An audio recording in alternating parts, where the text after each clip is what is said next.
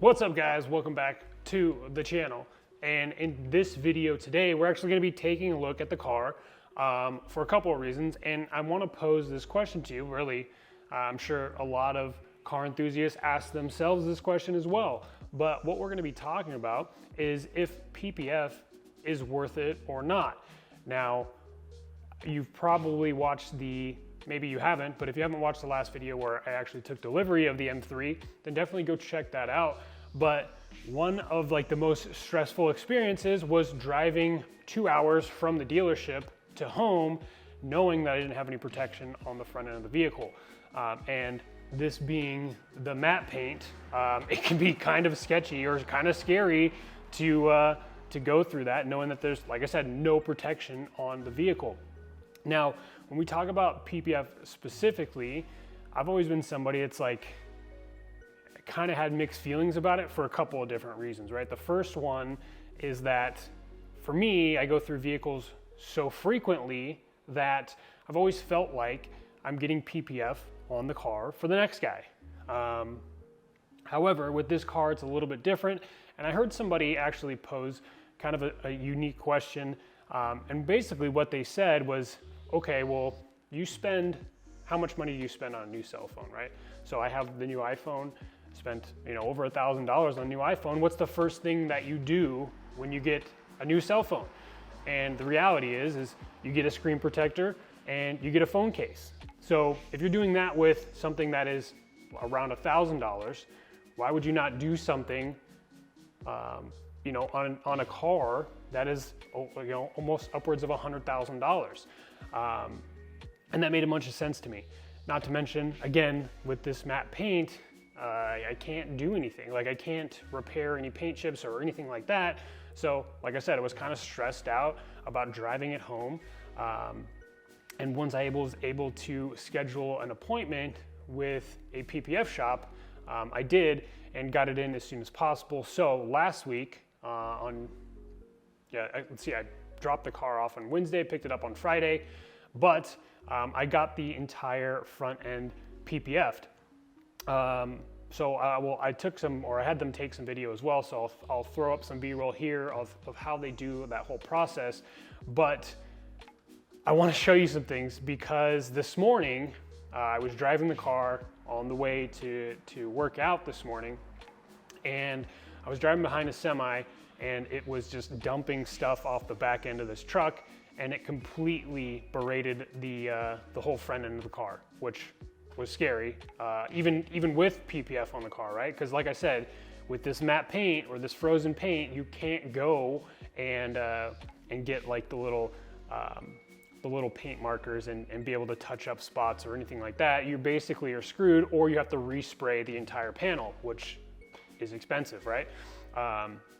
So as somebody that likes to take care of their things, I like to detail my cars, all that stuff, I went ahead and before I've ceramic coated it, I went ahead and got that PPF installed as soon as possible. They also did some tint, so we'll get into that. But I just wanted to be able to show you guys, because of what happened this morning, the importance of having PPF on your vehicle.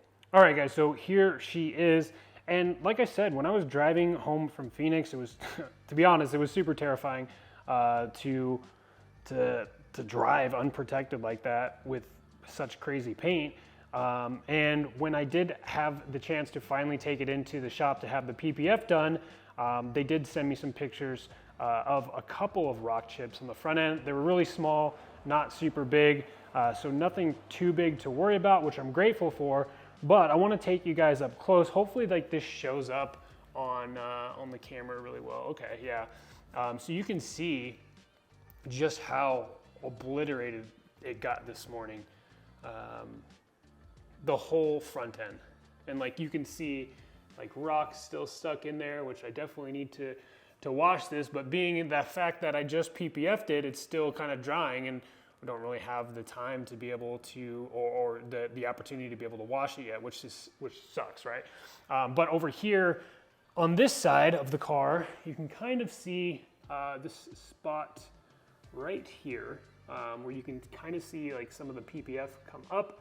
But it's good to know that hopefully that, hopefully it's not damage under the paint.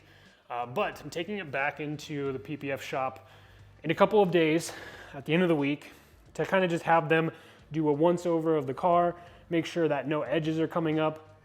But to be honest, the PPF looks really good. I think the only real area that you could see is maybe here on this corner, but that can be laid flat and fixed.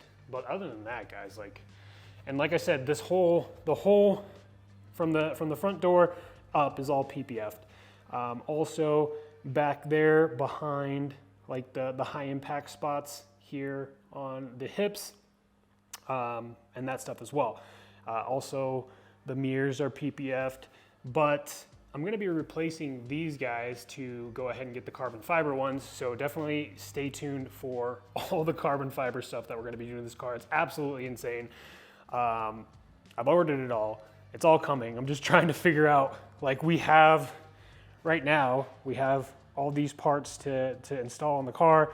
I actually just got the carbon front grille that's here, but who knows? I'm trying to make content out of it, so I don't want to install it all at the same time. That being said, like I said, you can't really notice a difference since this is a matte paint car. They did have to use the Expel matte PPF, and like I said, you can't really, I mean, I personally can't see it with my eyes. I can't tell the difference between what's PPF'd and what is not. But regardless, like I said, we have these high impact areas done as well. So all in all, the PPF looks really, really good. We did have the windows tinted. I think it's 5% in the back and 20% in the front. Had the windshield done with like the 70% tint, just a ceramic tint to reject a lot of the heat that comes from the sun, because we're here in Arizona and it gets hot in the summer. So yeah, I'm also thinking about potentially wrapping the roof of the car. Granted, there's a sunroof there. Wrapping that in carbon fiber like the non-sunroof models come. But that being said, guys, we got a bunch of plans for this car. I'm also going to be doing a video on the ceramic coating that I'm going to be putting on this myself here in the garage. So definitely stay tuned if you guys want to see some of that footage. It will definitely be pretty interesting to do that whole process by myself. And since this is a matte paint car, there's only certain things that you can put onto the paint that won't mess it up at all. So here's kind of a glimpse of some of the stuff that I'm going to be using to go ahead and protect this car. Obviously for like maintenance type washes, we have the Dr. Beasley's matte body wash. So pretty excited to try this. This stuff is not cheap by any means, but hopefully it does extremely well. We have the matte cure that kind of is a touch up to the ceramic coating. And then finally we have the G80 Q2 Evo matte paint coating, which is probably what I'll be doing this weekend. Last weekend, I went ahead and ceramic coated the leather seats, if we could check those out, because, oh, let me go ahead and unlock it.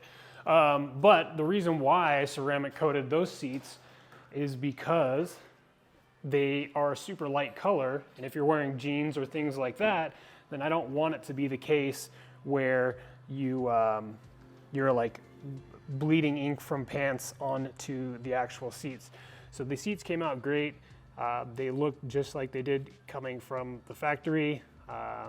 They're not shiny or anything like that. I did the center console as well. So all in all, super good stuff from G80. That was a G80 product as well. It's called Leather Shield, so definitely recommend checking that out. It's pretty cheap and it's super effective, and hopefully makes the car just that much more easier to do maintenance washes on it, especially when we're talking about the exterior and the interior of the car. That being said, guys, thank you so much for tuning in to the video. Please subscribe to the channel if you haven't done so already. We have, like I said, a bunch more content coming soon as it pertains to not only the G80 M3, but also some new M2 content hopefully coming soon once the dealer gets the first M2 to hit their lot. So thank you all again so much for tuning in. We'll catch you on the next one.